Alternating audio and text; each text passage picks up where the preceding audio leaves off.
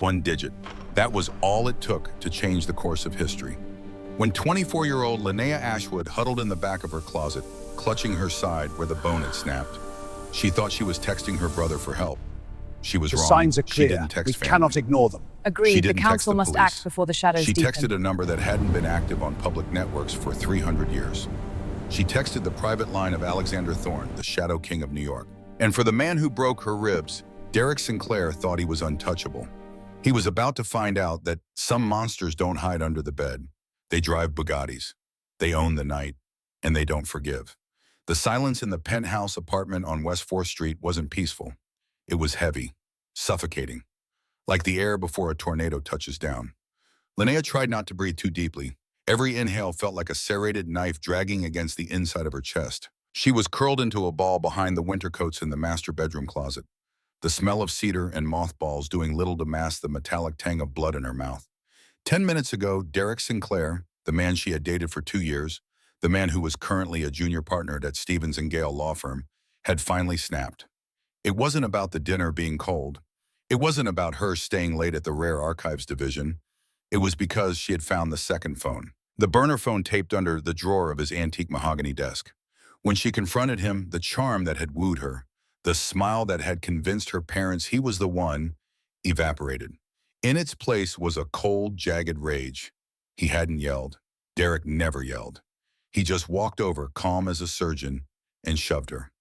Not a stumble backward shove, but a calculated force that sent her crashing into the granite kitchen island. The sound of her rib cracking had been louder than her scream.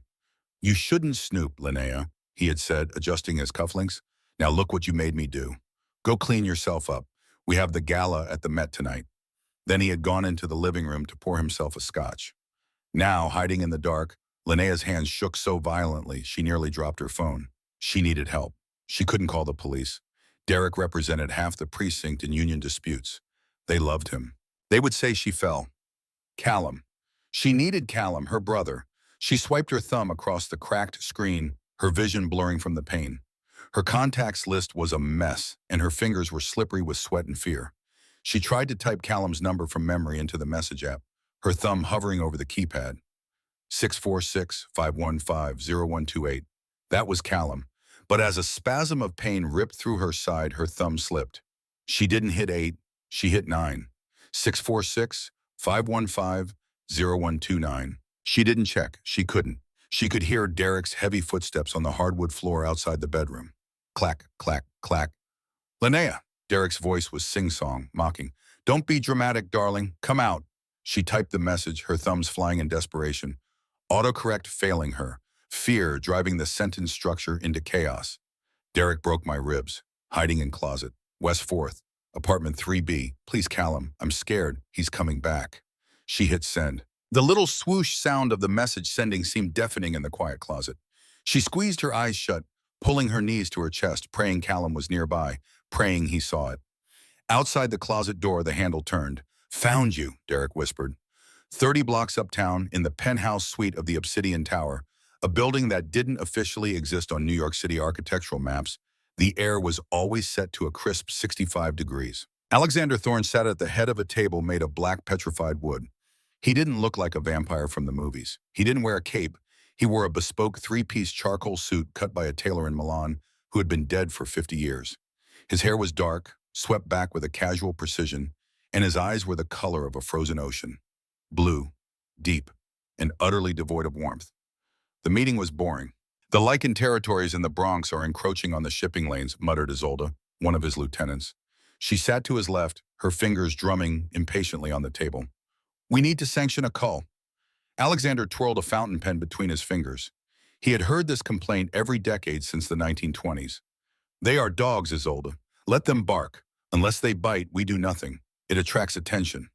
The room fell silent. When Alexander spoke, it wasn't a suggestion. It was law.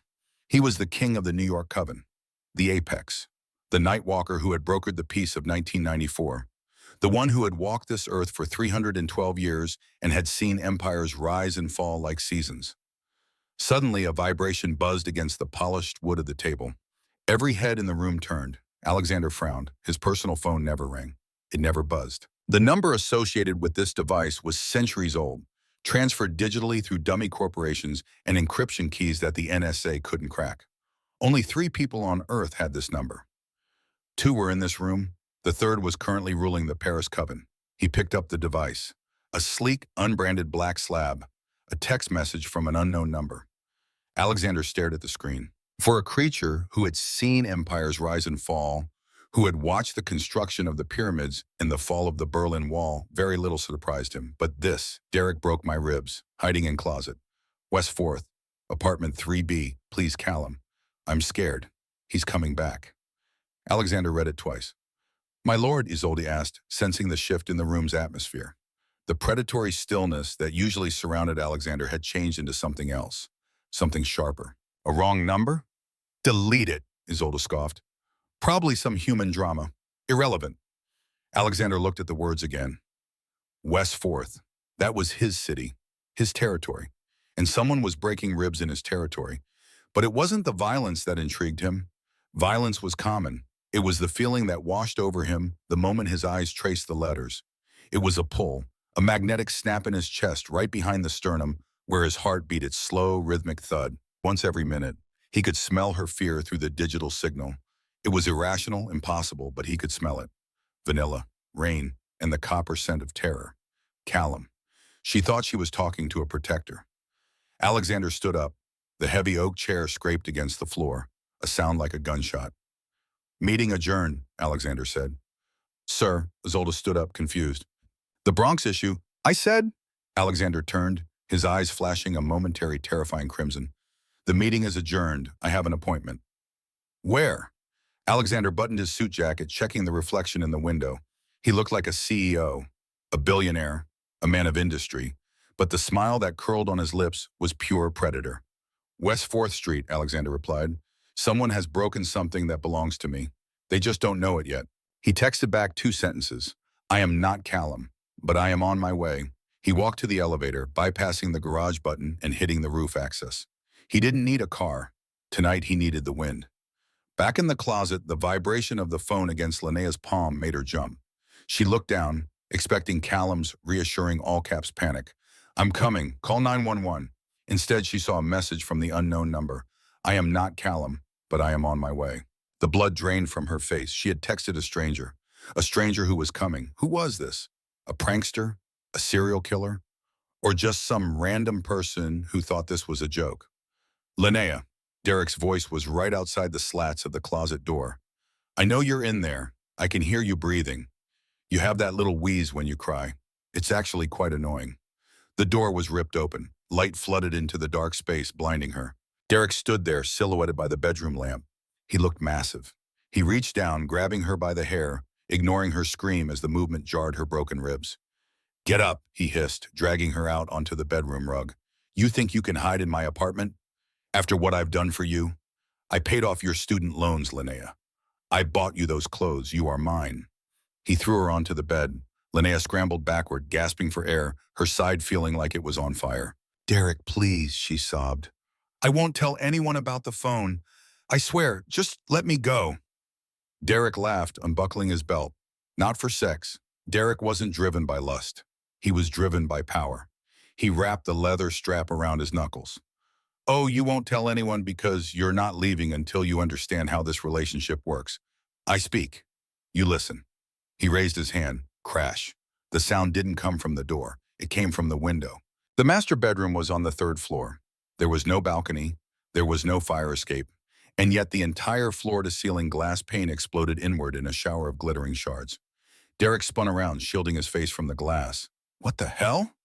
The winter wind roared into the room, freezing cold, carrying the scent of the city.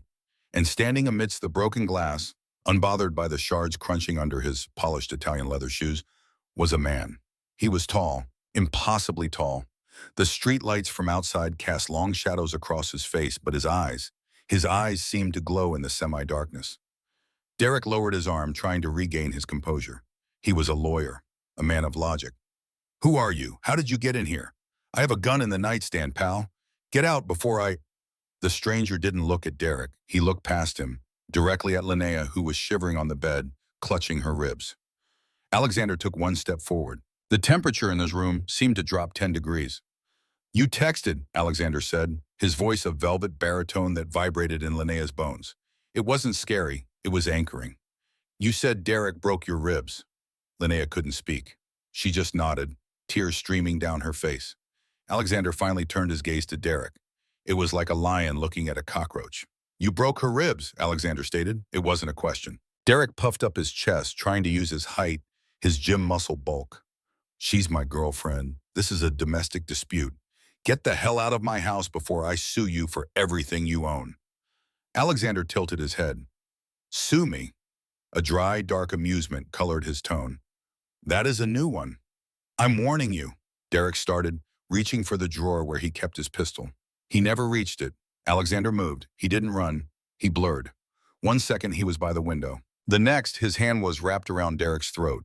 He lifted Derek, a 200-pound man, off the ground with one arm, pinning him against the wall. Derek gagged, his feet kicking helplessly in the air, his eyes bulging. You like breaking things? Alexander whispered, leaning in close. I enjoy breaking things too. Mostly necks. Sometimes spirits. But for you, Alexander tightened his grip. The sound of Derek's windpipe straining was audible. For you, I think I'll start with the hand you raised against her. Linnea watched, frozen. She should be screaming. She should be telling him to stop. This was murder. This was insane. But as she looked at Alexander's broad back, at the absolute terrifying power radiating off him, she didn't feel fear of him. She felt safe. For the first time in 2 years, she felt safe. Alexander looked back at her over his shoulder. Close your eyes, Linnea. This part is loud. Linnea didn't close her eyes. She couldn't. Fear, primal and paralyzing, kept her eyelids pinned open. She watched as the man in the charcoal suit tightened his grip on Derek's wrist. There was a sickening pop, like a dry branch snapping in a winter storm, followed by the wet crunch of cartilage giving way. Derek's scream was a high-pitched, garbled wail that was cut short as Alexander slammed him back against the wall. The drywall cracked behind Derek's head. Derek slid to the floor, cradling his shattered right hand against his chest, his face drained of all color, his eyes rolling back in shock. He was a junior partner, a man of influence, a man who played golf with senators, and now he was a weeping mess on the floor of his own expensive apartment. Alexander stared down at him, adjusting his cuffs. There was no heavy breathing, no exertion. He looked as if he had just tipped a valet, not crushed a man's hand. That hand, Alexander said, his voice terrifyingly calm, will never hold a gavel. It will never sign a contract, and it will certainly never touch her again. He crouched down, his face inches from Derek's sweating forehead. If you go to the police, I will know. If you tell your friends, I will know. And if you ever try to find her, I won't break your hand, Derek. I will dismantle you bone by bone while you are still awake to feel it. Do you understand? Derek nodded frantically, tears streaming down his face, unable to form words. Alexander stood up and turned his back on the wreckage. The monster vanished, and the gentleman returned. He walked over to the bed where Linnea was curled up. Linnea, he said softly. She flinched. Are you going to kill me? No. He reached out but stopped before touching her, letting her see his hand. It was clean, steady. I'm going to take you to a doctor, a real one. Not the ones your boyfriend pays off. I can't move, she whispered, a fresh tear tracking through the dust on her cheek. It hurts to breathe. I know. Alexander sat on the edge of the bed. The mattress dipped slightly. I'm going to pick you up. It will hurt for a second, but then it will be over. Do you trust me? Linnea looked at him. She didn't know him. She didn't know his name. She had texted a wrong number and a storm had walked through her window.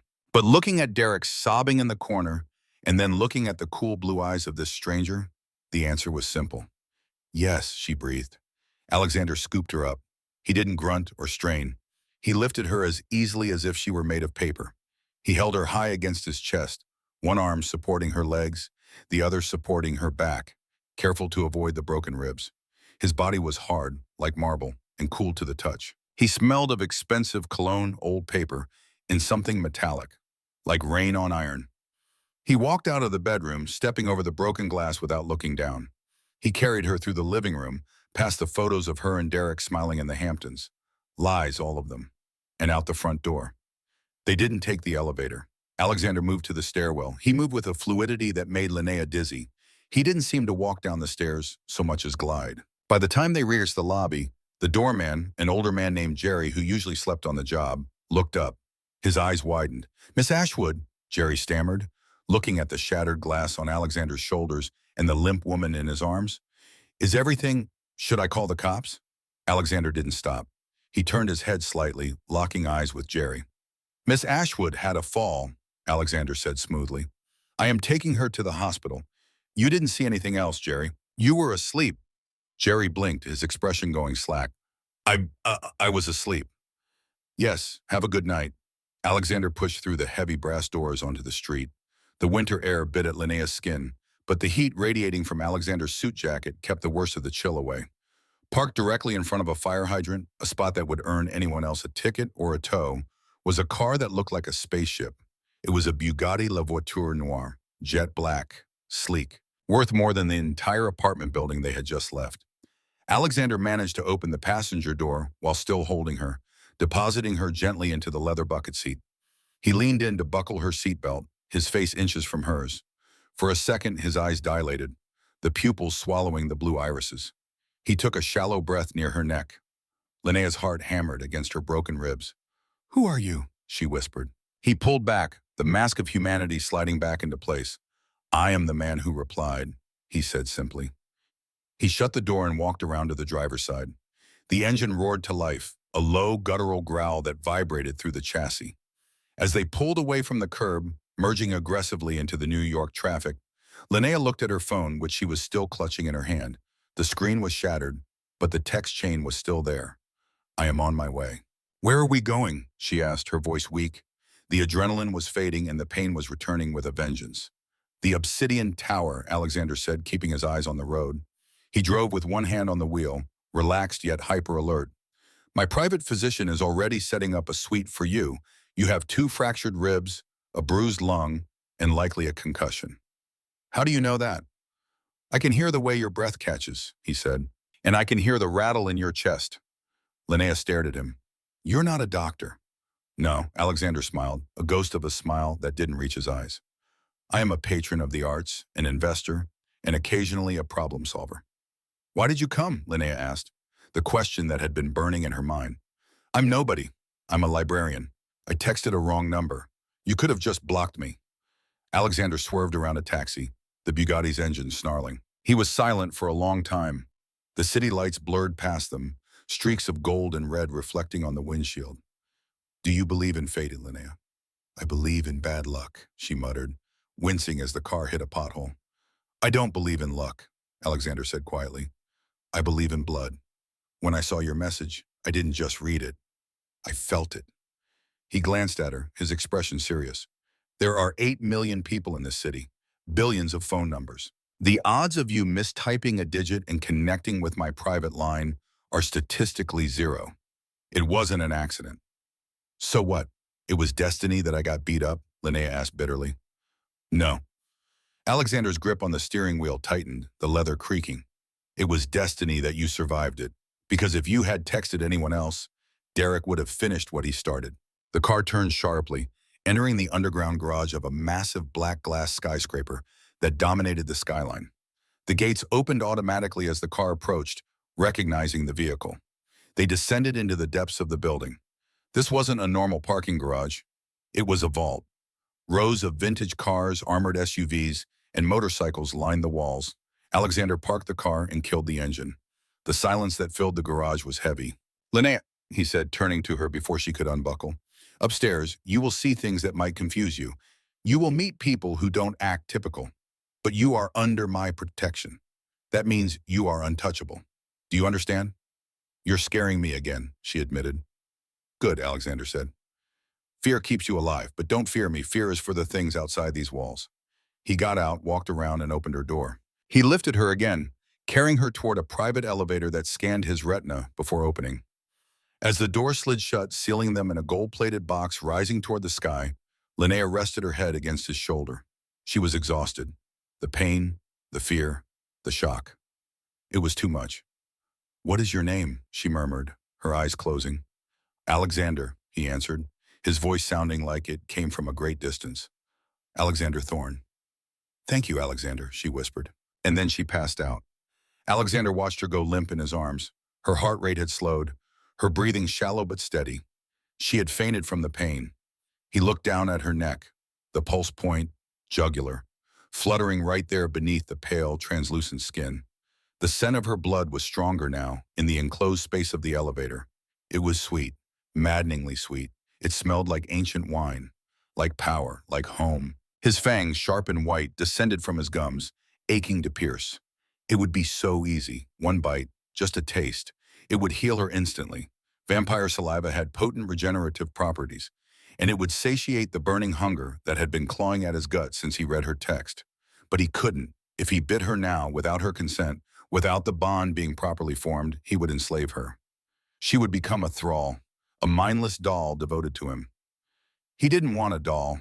He wanted the woman who had the courage to hide in a closet and text for help while a monster beat down her door. He retracted his fangs, forcing the monster back into its cage. The elevator dinged. The doors opened to the penthouse. Dr. Elias, a lichen who owed Alexander a life debt, was waiting in the foyer with a gurney. "Is she the one?" Elias asked, sniffing the air. His nose wrinkled.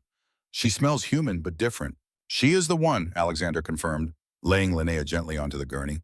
"Fix her ribs, Elias. If she has a single scar, I will use your fur as a rug." Elias rolled his eyes, though his hands were gentle, as he began checking Linnea's vitals. "You're a romantic, Alexander. It's disgusting." Alexander watched them wheel her away into the medical wing. He pulled his phone out of his pocket, the one she had texted. He looked at the message again. "Derek broke my ribs." Alexander walked to the floor-to-ceiling window overlooking the city of New York. His city. Somewhere down there, Derek was nursing a broken hand. Alexander dialed a number. "Isolde," he said when the line connected. "My lord, the lawyer, Derek Sinclair, Stevens and Gale firm. I want his career. I want his reputation. I want his bank accounts frozen. I want the IRS to audit him back to kindergarten. I want him to lose his apartment, his car, and his friends. Make him a ghost, Isolde. And when he has nothing left, then bring him to me. Consider it done." Alexander hung up. He pressed his hand against the cold glass. "You texted the wrong number, Linnea," he whispered to the reflection of the city. "But you found the right king." Consciousness returned to Linnea not with a snap, but like a slow tide washing over sand. The first thing she noticed was the lack of pain. The sharp, jagged agony in her side had dulled to a heavy, distant ache. The second thing she noticed was the texture of the sheets. They weren't cotton. They were silk, cool and impossibly soft, smelling faintly of lavender and ozone. She opened her eyes. She wasn't in a hospital. Hospitals were white, sterile, and smelled of antiseptic. This room was a cavern of warm grays and muted golds. The ceiling was cathedral high, and the far wall was entirely glass, offering a panoramic view of Manhattan that was so expansive it made her stomach flip. They were high up, dizzyingly high, above the clouds. "You're awake," the voice came from the corner. Linnea pushed herself up, wincing slightly as her ribs protested the movement. A man in a white coat stood by a rolling metal tray. He wasn't Alexander. He was shorter, stockier, with hair that seemed to bristle with static energy and eyes that were a startling shade of amber. "Who are you?" Linnea croaked. Her throat felt like sandpaper. "Doctor." "Elias," the man said, not looking up from the chart he was writing on. "Drink this." He handed her a glass of thick green liquid. "What is it?" "Kale, ginger, turmeric, and a localized analgesic derived from, well, let's just call it a proprietary blend," Elias said. "It will knit the bone faster than calcium." "Drink." Linnea took a tentative sip. It tasted earthy, but the moment it hit her stomach, a warm sensation spread through her limbs. "Where is Alexander?" she asked. Elias paused. He looked at her, sniffing the air subtly. "The king is handling matters. He instructed me to inform you that you are to stay in bed. Your lung was bruised, Linnea. If you hadn't arrived when you did, you would have developed a pneumothorax within the hour. You're lucky." "Lucky?" Linnea repeated, the irony bitter on her tongue. "I don't feel lucky." "You are alive," Elias said, his amber eyes narrowing. "Most people who cross paths with Alexander Thorne don't get breakfast in bed. They get removed." Before Linnea could ask what that meant, the heavy double doors of the room opened. Alexander walked in. He had changed out of the charcoal suit. He was now wearing a black cashmere sweater and dark trousers. He looked less like a corporate shark and more like a predator at rest. He held a silver tray with a teapot and a single porcelain cup. "Thank you, Elias," Alexander said. It was a dismissal. The doctor bowed his head slightly, a gesture of respect that looked oddly archaic, and left the room, closing the doors with a soft click. Alexander set the tray on the nightstand and sat in the velvet armchair beside the bed. He looked tired, or perhaps just ancient. The sunlight streaming through the window seemed to avoid him, casting him in shadow even in the bright room. "How is the pain?" he asked. "Manageable," Linnea said. She pulled the silk sheet up to her chin. "Doctor." Elias said, "I'm lucky." "Elias talks too much." Alexander poured the tea. Earl Grey, 2 sugars. "That is how you take it, correct?" Linnea froze. "How did you know that?" "I know a great deal about you, Linnea Ashwood," Alexander said calmly. "I know you work at the Columbia Rare Archives Division. I know you graduated with honors. I know you are allergic to penicillin. And I know you have been dating Derek Sinclair for 2 years, 3 months, and 4 days. Did you stalk me?" Linnea felt a cold shiver that had nothing to do with the air conditioning. "I vetted you," Alexander corrected, "last night while you slept. When a stranger texts my private line, I need to know if they are a threat." "You are not a threat, Linnea. You are a victim." "I'm not a victim," she snapped, a flash of her old spirit returning. "I made a mistake. I stayed with him too long." "We all make mistakes," Alexander said, his eyes drifting to the window. "I have made mistakes that lasted centuries." He handed her the tea. Their fingers brushed. His skin was still cold, shockingly so. "Alexander," Linnea said, holding the cup to warm her hands. "Who are you really? You broke into a 3rd-floor apartment. You threw a 200-pound man across a room like a rag doll. You have a private doctor, and you live in—" She looked out the window. "My God, this is the Obsidian Tower. Nobody lives here. It's supposed to be a vacant monument to architectural excess." "It is my home," Alexander said. "And to answer your question, I am exactly what I told you. A problem solver." He reached into his pocket and pulled out a remote. He clicked a button, and a large flat-screen TV emerged from the foot of the bed. "But right now," Alexander said, his face hardening, "we have a new problem." The screen flickered to life. It was tuned to NY1, the local news channel. The headline banner at the bottom of the screen read in bold red letters, "Prominent attorney attacked in home invasion. Girlfriend kidnapped." Linnea gasped, nearly dropping her tea. On the screen, a reporter was standing outside her apartment building on West 4th Street. Police tape fluttered in the wind. And there, standing next to a detective with his right arm in a heavy cast and a sling, was Derek. He looked devastated. He had played the part perfectly. His hair was disheveled, his eyes red-rimmed. "It was terrifying," Derek was saying into the microphones, his voice cracking with emotion. "This man, he was huge. He broke through the window. He was on drugs, I think. He attacked me, broke my hand, and then he grabbed Linnea. He dragged her out. I tried to stop him, but—" Derek choked back a sob. "Please, if anyone sees Linnea Ashwood, please call the police. She's in danger. He's a monster." Linnea stared at the screen, her mouth open in horror. "He's lying. He's twisting everything." "Of course he is," Alexander said, his voice void of surprise. "He is a lawyer. He controls the narrative. He is painting himself as the hero and me as the villain. If the police find us, they won't ask questions. They will shoot." "I have to call them," Linnea said, reaching for the nightstand, looking for a phone. "I have to tell them the truth." Alexander caught her wrist gently. "Look at him, Linnea." He pointed at the screen. "Bukastin." Look at the detective standing next to him. That is Detective Cooper. He has been on Derek's payroll for 5 years. If you call the police, Cooper will be the first one to show up. Do you think he will take you to a safe house, or do you think he will take you back to Derek? Linnea looked at the detective on the screen. He was nodding sympathetically as Derek spoke. The realization hit her like a physical blow. She was trapped. If she went back out there, Derek would win. He would say she was traumatized, suffering from Stockholm Syndrome. He would lock her away. "What do we do?" she whispered, looking at Alexander. Alexander stood up. The sunlight caught the edge of his jaw, and for a fleeting second, his reflection in the dark TV screen didn't look human. It looked like a shadow with teeth. "We do not play by his rules," Alexander said. "He wants a legal battle. He wants a media circus. Fine, but he forgets one thing." "What?" "I own the network," Alexander said. He pulled out his phone, the black unbranded slab. "Isolde," Alexander said into the device. "Release the footage." "What footage?" Linnea asked as he hung up. "The Obsidian Tower has eyes everywhere, Linnea, including the sensors in my car," and he tapped his own eye. "I record everything I see. My contact lenses are not just for vision correction. They are high-definition servers." "You recorded it."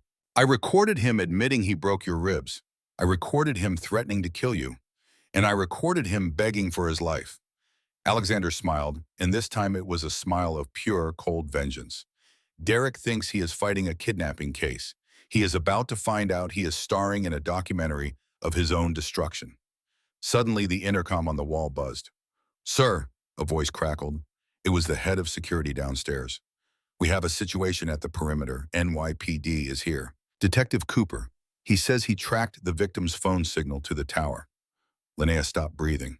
"They're here." Alexander buttoned his cuffs. He didn't look worried. He looked bored. "Stay here, Linnea. Watch the TV." "What are you going to do?" she cried, clutching the sheets. "You can't fight the NYPD." Alexander walked to the door. He paused, looking back at her. The daylight seemed to bend around him, terrified to touch him. "I don't intend to fight them," Alexander said. "I intend to buy them." He walked out. Linnea turned her attention back to the TV. The news feed cut away from Derek. The anchor looked confused, pressing a hand to her earpiece. "Breaking news," the anchor said, looking stunned. We have just received an anonymous digital drop. A video file. It appears to be inside the apartment on West 4th Street. Linnea watched as the screen shifted. It was shaky, grainy footage, clearly taken from a first-person perspective. Alexander's perspective. The audio was crystal clear. "You shouldn't snoop, Linnea. Now look what you made me do." Derek's voice. "I'm warning you. I'll sue you for everything you own. You broke her ribs." The entire city of New York was watching. Derek's facade was crumbling in real time, broadcast to millions. But downstairs, the danger wasn't digital. It was physical. Alexander stepped out of the elevator into the marble lobby of the Obsidian Tower. Through the revolving glass doors, he could see 5 police cruisers and a SWAT van. Detective Cooper was banging on the glass, shouting orders. Alexander smoothed his sweater. He could smell the gunpowder in their clips. He could hear their heartbeats, fast, aggressive. He walked toward the doors. He wasn't armed. He didn't need to be.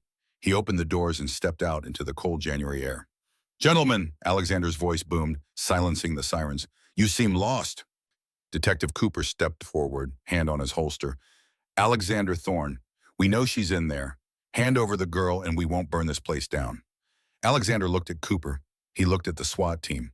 Then he looked up at the sky, where the sun was hidden behind a thick bank of gray clouds.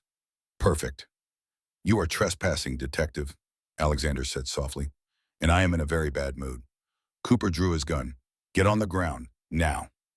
Alexander didn't get on the ground. He took a step forward. His eyes began to bleed from blue to crimson. The air pressure on the street dropped, ears popping as an invisible wave of power rolled off him. "I think," Alexander whispered, his voice carrying directly into Cooper's ear despite the distance, "it is time you learned who really runs this city." The gunshot was loud, a crack of thunder that echoed off the skyscrapers of Midtown. Detective Cooper had pulled the trigger. He hadn't meant to. His finger had slipped on the sweat-slicked trigger guard, driven by the primal fear radiating from the man in the cashmere sweater standing 10 feet away. The bullet, a 9mm hollow point, left the barrel at 1,200 feet per second. It was designed to expand on impact, to tear through flesh and shatter bone. It was aimed directly at Alexander's chest. Linnea, watching from the penthouse 80 floors above, screamed, her hands pressing against the cold glass of the window. But on the street, time seemed to warp. To the SWAT team watching through their scopes, it looked like a glitch in a video recording. One moment, the bullet was in the air. The next, Alexander was standing 2 feet to the left. He hadn't ducked. He hadn't dived. He had simply shifted. The bullet struck the revolving glass door behind him, spiderwebbing the reinforced pane, but failing to penetrate. Silence descended on the street. It was absolute. Alexander brushed a speck of invisible dust from his shoulder. He looked at Detective Cooper, whose gun was now shaking uncontrollably. "That," Alexander said, his voice dropping to a register that vibrated in the chests of every officer present, "was a mistake." He moved. This time he didn't blur. He walked. But he walked with such terrifying purpose that the SWAT team lowered their rifles, paralyzed by an instinct that screamed, "Predator." Alexander closed the distance to Cooper in 3 strides. He reached out and wrapped his hand around the barrel of the gun. With a casual twist of his wrist, the steel crunched. The slide bent. The barrel collapsed. The weapon became a useless lump of metal in Cooper's hand. Cooper gasped, dropping the gun as if it were red hot. What are you?" "I am the man who pays the mayor's salary," Alexander whispered. leaning in. His eyes were swirling crimson now. A hypnotic, terrifying red that locked Cooper's gaze. And I am the man who just uploaded your bank statements to the police commissioner's inbox. The payments from Derek Sinclair, the bribes, the falsified evidence lockers. It's all public, Cooper. Cooper's radio crackled to life. Cooper, stand down. Repeat, stand down. It was the captain. We have a video. It's everywhere, Sinclair confessed. He broke the girl's ribs. The kidnapping charge is bogus. Abort. Cooper stumbled back, his face gray. He looked around at his fellow officers. They weren't looking at Alexander anymore. They were looking at Cooper. Cuff him, Tagetim, Alexander ordered. He didn't shout. He didn't have to. Two officers, young rookies who had seen the viral video on their phones moments before, stepped forward. They hesitated only a second before grabbing Cooper's arms. You can't do this, Cooper screamed as they dragged him toward the patrol car. I'm a detective. He's a monster. Look at his eyes. Look at his eyes. But when the officers looked back at Alexander, the crimson was gone. His eyes were blue again, cold, icy, but human. And Alexander turned to the remaining SWAT leader. My lawyers will be in touch regarding the damage to my front door. Have a pleasant evening, gentlemen. He turned and walked back into the obsidian tower, the glass doors parting for him like the Red Sea. Back in the penthouse, Linnea was sitting on the edge of the bed, trembling. She had seen it all. The speed, the strength, the way the police had obeyed him.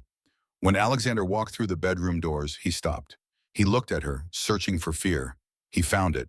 But he found something else, too. Oh, you're not just a problem solver, Linnea whispered.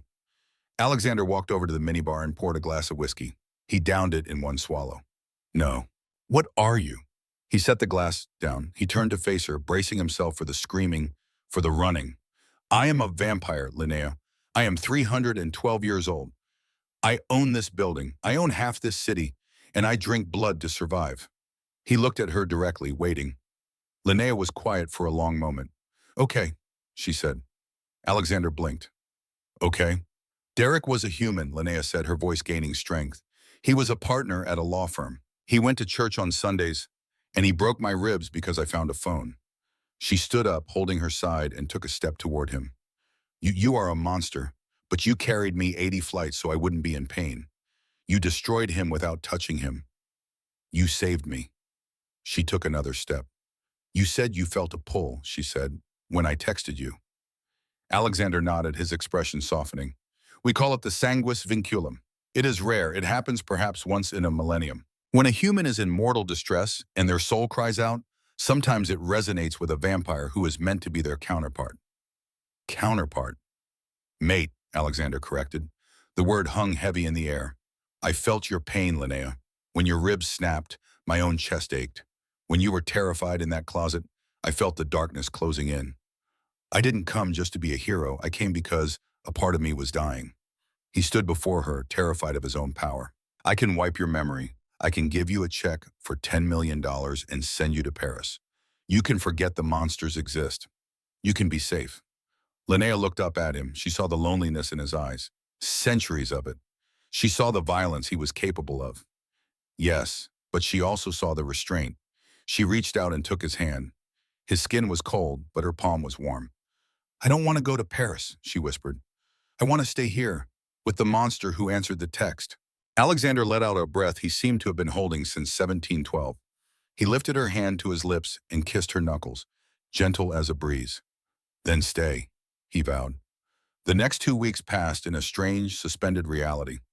Linnea healed. The blood tea that Alexander gave her each morning, just a few drops of his own blood mixed with Earl Grey, accelerated the process. Her ribs knit faster than any human medicine could achieve. Her bruises faded from purple to yellow to nothing.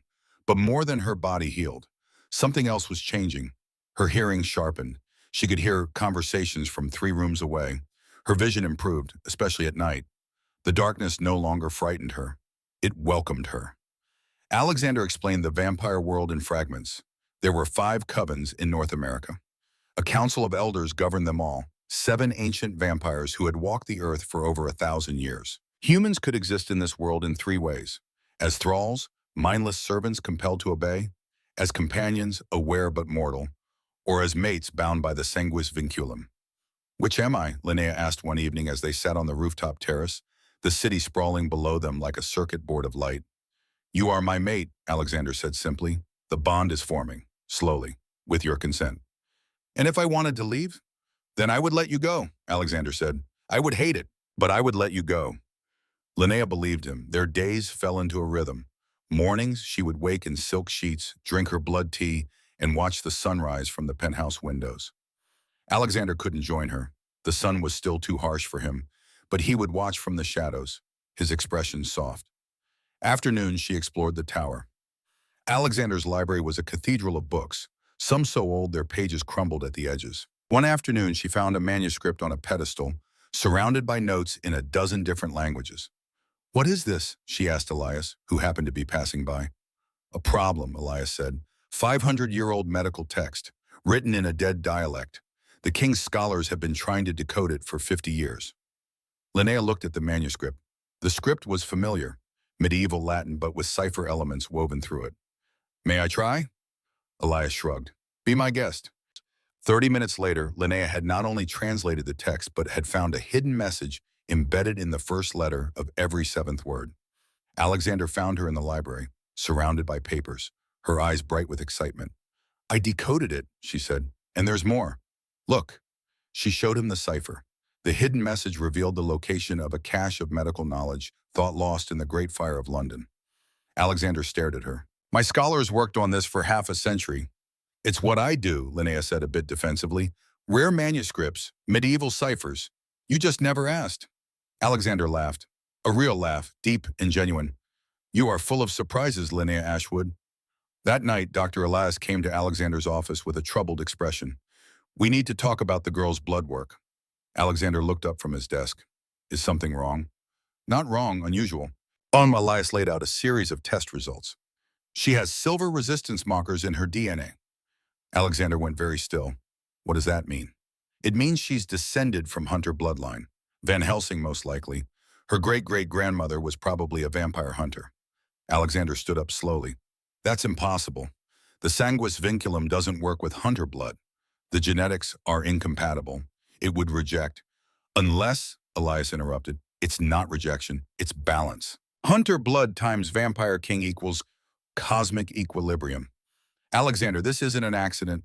This is prophecy. Alexander sat back down. The council will kill her. The council will try, Elias corrected, but first they have to find out. They found out 3 days later. Alexander was summoned to an emergency session, not in person. The elders rarely left their sanctuaries, but via holographic projection. 7 figures materialized in Alexander's conference room, translucent and shimmering. The Council of Elders. Each one had lived over 1,000 years. Their power was absolute. Elder Matthias, the eldest, spoke first. Alexander Thorne, you have bonded with a human of Hunter bloodline. It wasn't a question. I have, Alexander said calmly. This violates the Treaty of Prague, signed in 1643. No vampire shall mate with Hunter blood. The penalty is death for both parties. The treaty is outdated, Alexander said. It was written during a war that ended centuries ago. The treaty, Elder Matthias said coldly, is eternal. You have 7 days to kill the girl, or you abdicate your throne. If you refuse both, we will execute you ourselves. The projections vanished. Alexander stood in the empty room, his hands clenched into fists. Linnea had been listening from the doorway. She stepped into the room, her face pale but determined. So they want me dead. They want us both dead, Alexander corrected, but they'll have to go through me first. Or, Linnea said quietly, you could turn me into a vampire. If I'm no longer human, the treaty doesn't apply. No, Alexander said sharply. If I turn you now without the bond being complete, you'll lose yourself. You'll become a thrall. I won't do that to you. Then we run. They'll find us. Then we fight. Alexander looked at her. This woman who had been terrified in a closet 2 weeks ago was now standing in front of the council's death sentence with her chin raised. If we fight the council, we will lose, he said gently. Then we'll lose together, Linnea said. Before Alexander could respond, the doors burst open. Isolde stormed in, her face twisted with rage. You chose her, Isolde hissed. You chose a human over your own kind. Over me. Alexander's eyes narrowed. Isolde, leave. Now. No. Isolde's voice was shaking. I have served you for 200 years, Alexander. I loved you. And you threw me aside for a mortal girl who will be dust in 60 years. Careful, Alexander warned. Or what? You'll kill me like you're going to kill her? Isolde laughed bitterly. The council is right. She's a disease, and I'm going to cure you of her. She lunged, not at Alexander, at Linnea. Alexander moved faster than thought, intercepting Isolde mid-strike. He slammed her against the wall, his hand around her throat. You dare, he whispered, his voice lethal.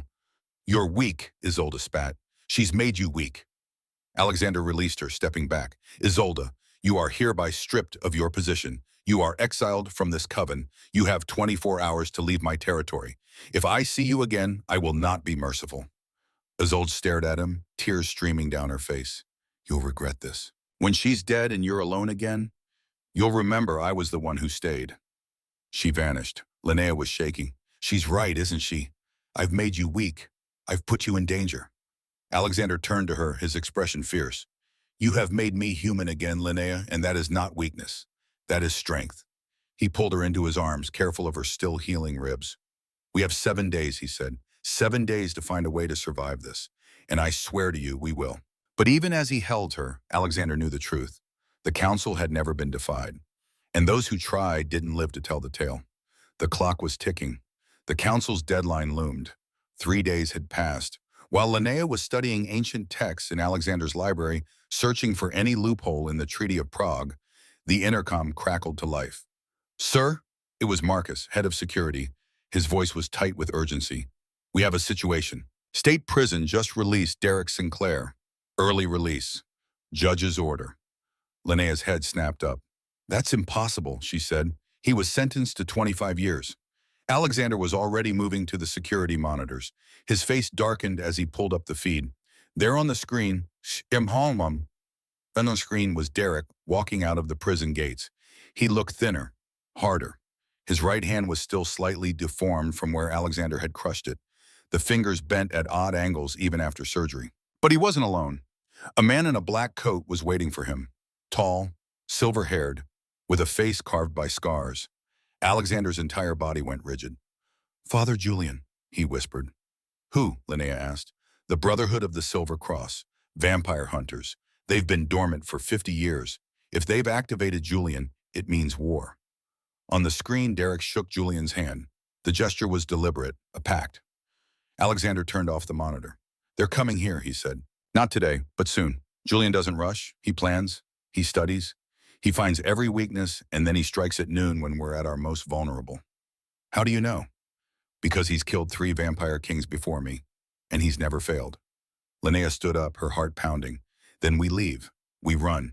You said the council gave us 7 days. We use that time to disappear. Alexander looked at her. His expression was infinitely sad.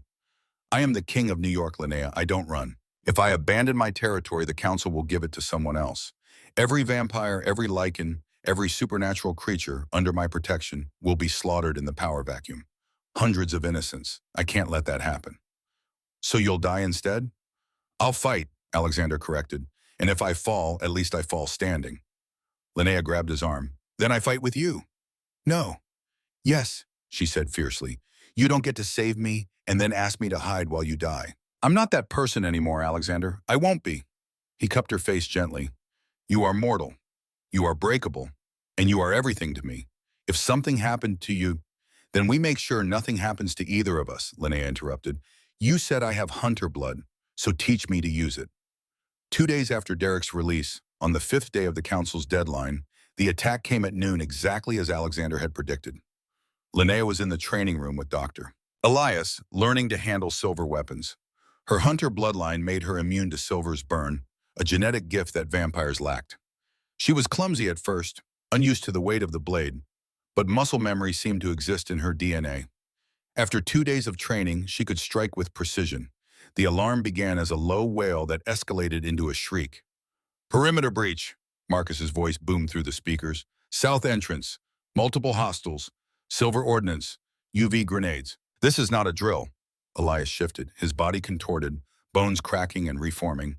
In seconds, the doctor was gone. In his place stood a massive lichen, 9 feet tall, covered in gray fur, with amber eyes that glowed with feral intelligence. Stay behind me, he growled, his voice barely human. They ran toward the main floor.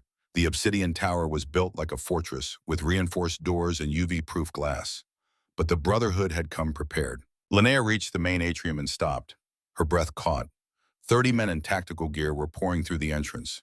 They carried rifles with silver bullets, crossbows with blessed bolts, and grenades that pulsed with ultraviolet light. Leading them was Derek. His face was a mask of cold satisfaction. When he saw Linnea standing on the balcony above, he smiled. "Hello, darling," he called up. "Did you miss me?" Beside him, Father Julian stepped forward. The priest, or former priest, Linnea couldn't tell, had eyes like chips of gray stone. "Alexander Thorne," Julian's voice echoed through the atrium, "I am here on behalf of the righteous. You have kidnapped an innocent woman, you have corrupted the sanctity of human law, and you have lived far beyond your time. Surrender and your death will be swift."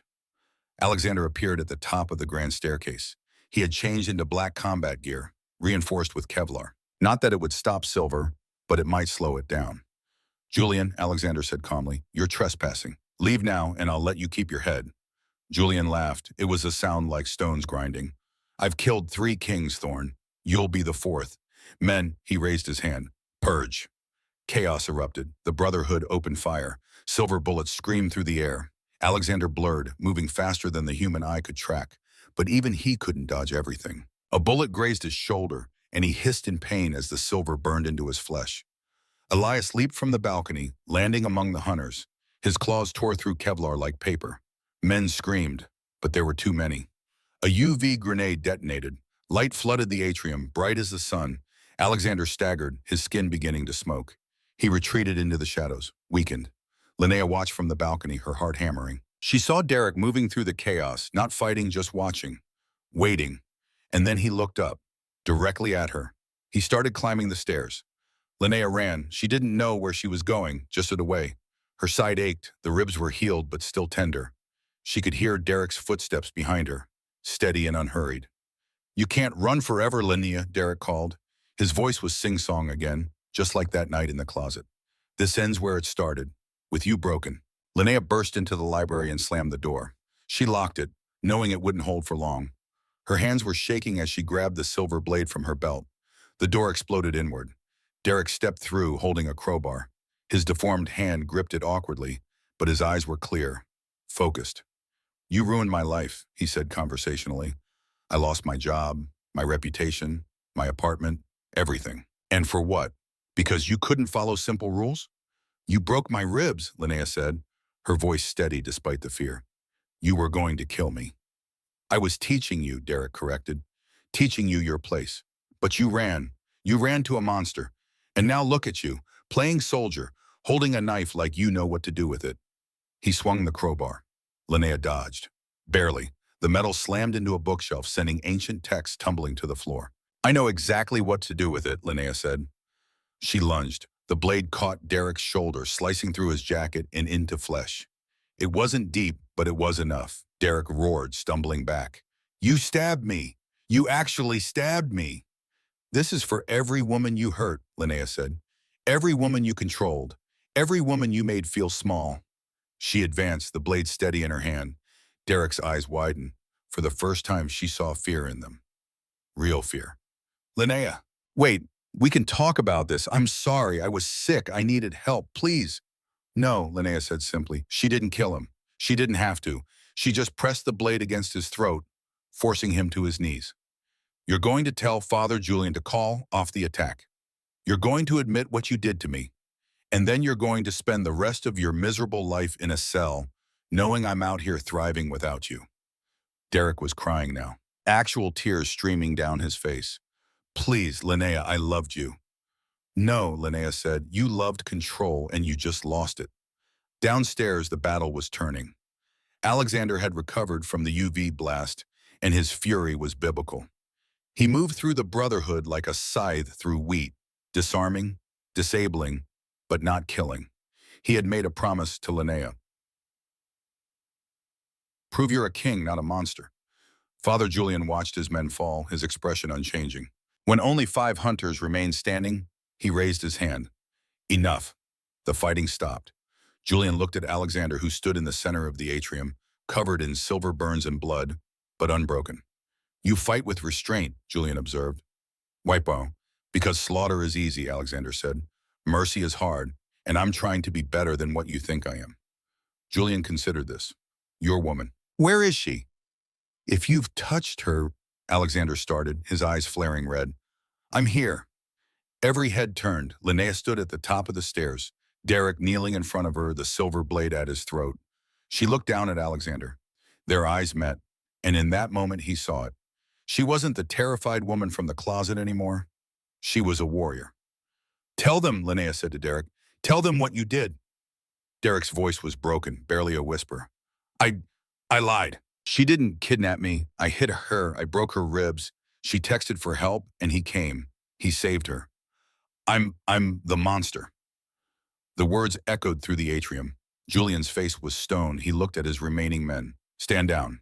They lowered their weapons. Julian turned to Alexander. It seems we were misinformed. The Brotherhood does not fight for abusers. We hunt monsters. And it appears the only monster here is human. He walked toward the exit, then paused. Alexander Thorne, you spared my men when you could have killed them. I will remember this. The next time we meet, it may be as allies rather than enemies. He left, his men following. Derek was dragged out by 2 security guards, still weeping, bound for a prison cell with no early release this time. The obsidian tower was silent. Linnea descended the stairs slowly, the adrenaline fading, leaving exhaustion in its wake. Alexander met her halfway, pulling her into his arms. You fought him, Alexander whispered into her hair. You won. We won, Linnea corrected, but the victory was short-lived. A cold wind swept through the atrium, though all the doors were closed. The temperature dropped 20 degrees in seconds. Frost formed on the windows. 7 figures materialized, translucent at first, then solidifying. The Council of Elders. They had come in person. Elder Matthias stepped forward, his ancient face expressionless. The 7 days are not yet complete, Alexander said carefully. We have 2 more days. The days are irrelevant, Matthias replied. We have seen enough. Linnea Ashwood, step forward. Linnea felt Alexander's grip tighten on her, but she gently pulled away. She walked toward the council, her head high. You carry the blood of Van Helsing, Matthias said, the hunter bloodline that swore to exterminate our kind, and yet you stand beside a vampire king. Explain. Linnea met his gaze. My ancestor may have hunted vampires, but I am not my ancestor. I choose my own path, and my path led me to Alexander. The treaty is clear. Hunter blood and vampire blood cannot mix. Then change the treaty, Linnea said, because I'm not going anywhere. Matthias's eyes narrowed. You dare challenge the council? I dare challenge injustice, Linnea replied. You wrote that treaty during a war. The war is over. It's been over for centuries. Holding on to old hatred doesn't make you wise. It makes you afraid. The silence was deafening. Then Elder Senna, a woman with silver hair, spoke. There is a precedent, the trial by blood. If a human survives 3 trials, the council must accept them. Matthias frowned. The trial has not been invoked in 500 years. Most who attempt it die. Then let me try, Linnea said. And if I fail, you get what you wanted. If I succeed, you have to accept us. Alexander stepped forward. No, Linnea, you don't have to do this. I'll abdicate. We'll disappear. And let hundreds die in the power vacuum? Linnea shook her head. You said it yourself. You're a king. You don't run. She looked at Matthias. I accept the trial. The council conferred silently, their ancient minds touching in ways humans couldn't perceive. Finally, Matthias nodded. The trial by blood will commence immediately. 3 challenges. 3 chances to prove your worth. What are the challenges? Alexander demanded. They are what they have always been, Senna replied. Mind, body, soul. The first trial began in the library. Linnea stood in the center of a circle drawn in salt. Around her, 3 elders positioned themselves at equal distances. The trial of the mind, Matthias announced. We will compel you. Most humans last seconds before their will breaks. Resist us for 3 minutes, and you pass. What happens if I fail? You become a thrall. Forever. Alexander started forward, but Elias grabbed him. Don't. If you interfere, they'll kill you both. Linnea closed her eyes. I'm ready. The assault was immediate. 3 minds, each over 1,000 years old, pressing against her consciousness like a tidal wave. They whispered commands. Kneel. Obey. Forget him. You are nothing. Linnea's knees buckled. Her vision blurred. It felt like her skull was splitting open. But beneath the pain, something stirred. Her hunter blood. The genetic resistance that had been dormant for generations. She saw flashes. Her great-great-grandmother standing over a vampire with the stake raised. Further back, an ancestor in medieval armor, fighting alongside villagers. Back and back, a lineage of fighters. I am Linnea Ashwood, she thought, and I bow to no one. The pressure increased. One elder's compulsion became 3, then felt like 30. Sweat poured down her face. Blood trickled from her nose. But she remained standing. 2 minutes. 2.5. The elders were straining now. This shouldn't be possible. No human could resist 3 ancient vampires. 3 minutes. A bell chimed. The pressure released. Linnea collapsed, gasping but conscious, still herself. Matthias stared at her. Impossible. Hunter blood, Senna said softly. The resistance is genetic. She cannot be compelled. She passed, Alexander said, relief flooding his voice. First trial, she passed. There are 2 more, Matthias said coldly. The second trial was combat. They moved to the training room. A circle was drawn in the center. The trial of the body, Elder Kieran announced. He was the warrior among them, scarred and massive. You will face my champion. If you survive 5 minutes, you pass. If you defeat him, you earn our respect. Into the circle stepped a vampire, young, perhaps only a century old, but built like a tank. His name was Gregor, and his eyes were empty of mercy. Linnea picked up her silver blade. Can I have help? She asked. No, Matthias said. You must fight alone. Gregor smiled. It wasn't pleasant. Begin. He moved like lightning. Linnea barely dodged the first strike. His fist cratered the floor where she'd been standing. She couldn't match his strength. She couldn't match his speed, but she could think. Gregor lunged again. This time, Linnea didn't dodge. She dropped, sliding under his guard, and slashed upward with the silver blade. The metal bit into his calf. Gregor howled, stumbling. Silver didn't kill vampires instantly, but it burned, it weakened. Linnea rolled away, gaining distance. Gregor was limping now, favoring his injured leg. You fight dirty, he snarled. I fight smart, Linnea corrected. 3 minutes had passed. She just needed to survive 2 more. Gregor abandoned strategy. He rushed her, all brute force. Linnea waited until the last second, then dropped to the ground. Gregor's momentum carried him over her. He slammed into the wall. 4 minutes. He got up slower now. The silver was spreading through his system, poisoning him. 90 seconds. Gregor stumbled toward her, raising his fist for one final strike. Linnea met him head-on. She drove the silver blade into his shoulder, not to kill, but to disable. Gregor dropped to his knees. 5 minutes. The bell chimed. She wins, Alexander said quietly. Gregor looked up at Linnea, pain and surprise in his eyes. You could have killed me. Why didn't you? Because proving I can kill isn't the same as proving I should, Linnea said. She helped him stand. Gregor limped out of the circle, leaning on her shoulder. Elder Kieran watched this, his expression unreadable. She has honor, he said, rare in humans, rarer still in vampires. 2 trials passed, Senna said, 1 remains. The 3rd trial was the most dangerous. They moved to Alexander's private chamber. An altar had been prepared, old stone carved with symbols that predated written language. The trial of the soul, Matthias said. You will drink my blood. If your will is weak, you will become my thrall. If your will is strong, you will retain yourself. But there is a 3rd possibility. What? Transformation. My blood may turn you into a vampire. But without the proper rituals, without the bond being complete, you may lose your humanity. You may become a monster. Alexander stepped forward. This is too dangerous. There has to be another way. There is no other way, Matthias said. This has been the 3rd trial for 500 years. She accepted. She must complete it or fail by forfeit. Linnea looked at Alexander. I trust you, she said. If I start to turn into something I'm not, you'll stop me. Won't you? Even if it destroys me, Alexander promised. Linnea turned to Matthias. I'm ready. Matthias cut his palm. Black blood, thick as oil, pooled in his hand. He offered it to Linnea. Drink. Linnea took his hand and pressed her lips to the wound. The blood tasted like fire and ice, like death and life, like every contradiction in the universe happening at once. It burned down her throat, into her stomach, spreading through her veins like liquid lightning. She fell to her knees. The world dissolved. She was in the closet again. Derek's footsteps outside, fear like a living thing in her chest. You are weak. You are broken. You are nothing. Derek's voice. But it wasn't Derek. It was her own mind, her own doubts-given voice. No, Linnea thought. I survived. I'm stronger than you. The closet vanished. She was in a forest, night sky above, but the moon was wrong. Too large, too red. Matthias stood before her, but he was 30 feet tall. made of shadow. You think you can join us? You are mortal, fragile, temporary. I am human, Linnea said, and that's not a weakness. It's a gift. I know my time is limited. That makes every moment precious, every choice matter. You've lived 1,000 years and forgotten what it means to truly live. The shadow Matthias wavered. The forest changed. She was standing in a void, empty, infinite. A voice, her own voice, whispered, "If you drink this blood, you will change. Are you ready to lose yourself?"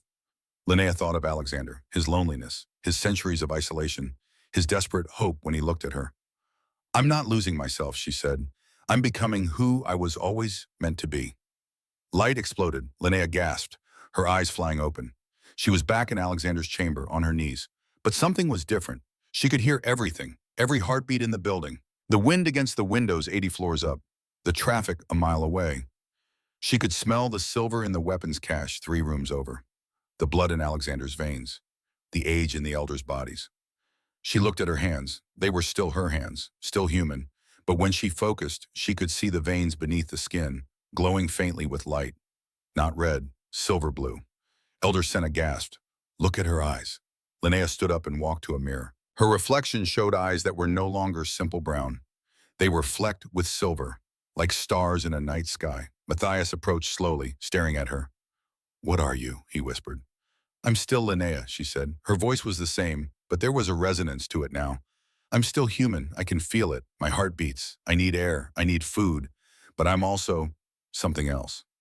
She walked to the window. Sunlight streamed through the glass. She put her hand into the beam. It didn't burn. Alexander's breath caught. "She walks in sunlight," he said. "That's impossible." Elder Senna pulled out an ancient tome, flipping through pages frantically. "The prophecy," she breathed. "I thought it was myth." She read aloud.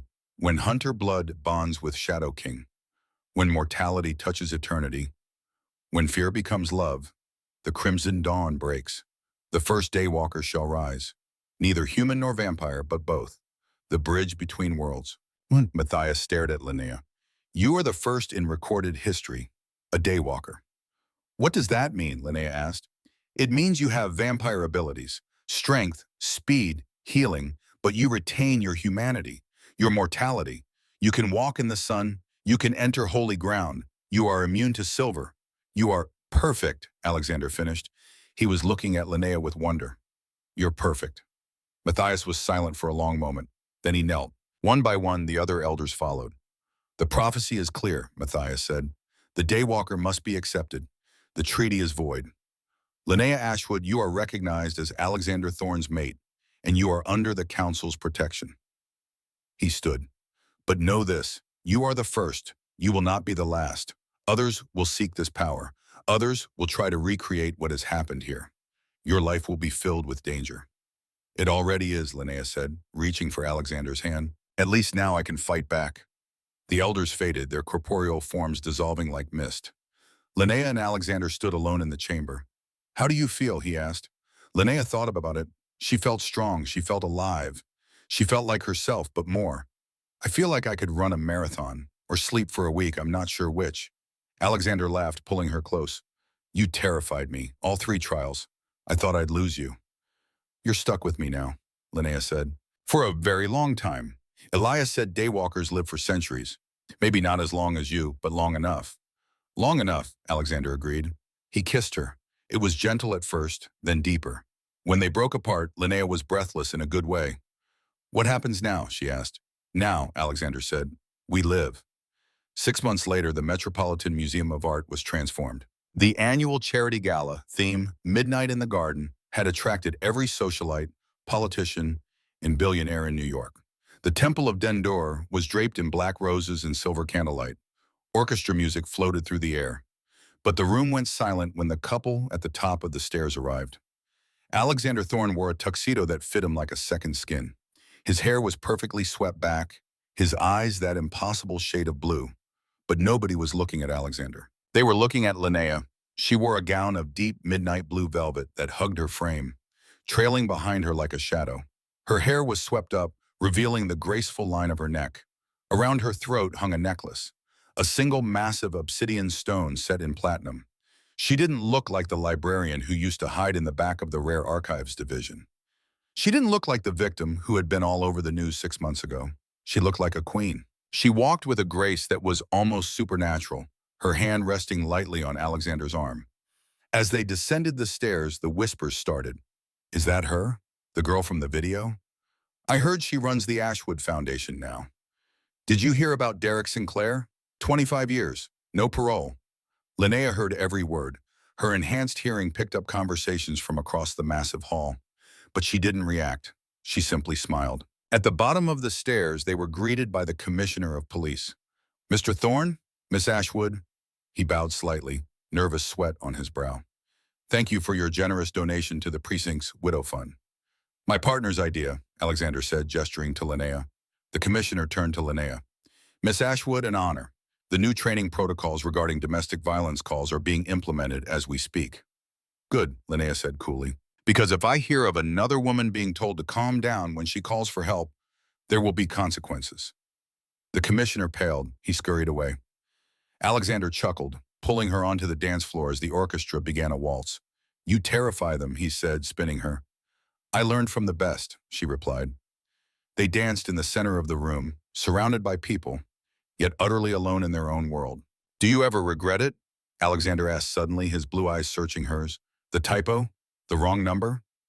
Linnea thought back to that night, the pain, the fear, the smell of cedar in the closet, the desperation that had made her thumb slip from an 8 to a 9. She looked at the man holding her, the man who had given her strength, purpose, and a love that defied nature itself. It wasn't a typo, Alexander, she whispered. No? She smiled, resting her head against his chest, listening to the slow, powerful thud of his heart.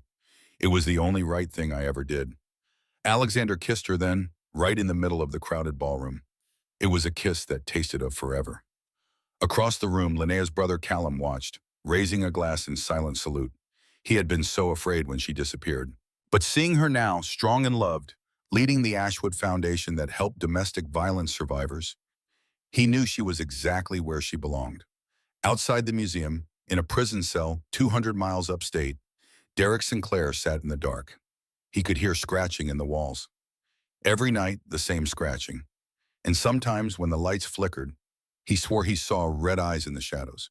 He would serve every day of his 25 years. And every day, he would remember the woman he tried to break and how she'd become unbreakable.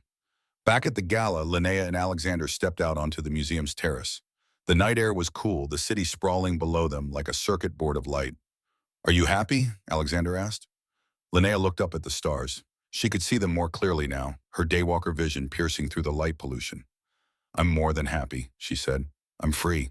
Alexander pulled her close, his arms around her waist. The council said your life would be dangerous. Others will come, seeking the power you have. Let them come, Linnea said. I'm not afraid anymore. Because you're strong? Because I'm not alone. They stood there, king and queen of the night, as the city breathed below them. Somewhere in hospitals and shelters and safe houses, women who had been where Linnea was, broken, afraid, trapped, were finding their way to safety. The Ashwood Foundation made sure of it. Every woman who walked through those doors heard the same thing. You are not broken. You are not weak. You are not alone. Linnea pulled out her phone, the one she'd clutched in that closet 6 months ago. The screen was still cracked, but she'd never replaced it. She looked at the text chain one last time. Derek broke my ribs. Hiding in closet. West 4th, apartment 3B. Please, Callum. I'm scared. He's coming back. I am not Callum, but I am on my way. She smiled and put the phone away. What are you thinking? Alexander asked. That sometimes the wrong number is exactly the right one, Linnea said. Mine led me to you. And mine, Alexander said, led me to hope. They kissed under the stars, two souls that should never have met, bound by a mistake that was always meant to be. In the quiet moments between heartbeats, if you listen carefully, you can still hear the echo of a promise made on a winter night in New York. I am on my way. And he always would be.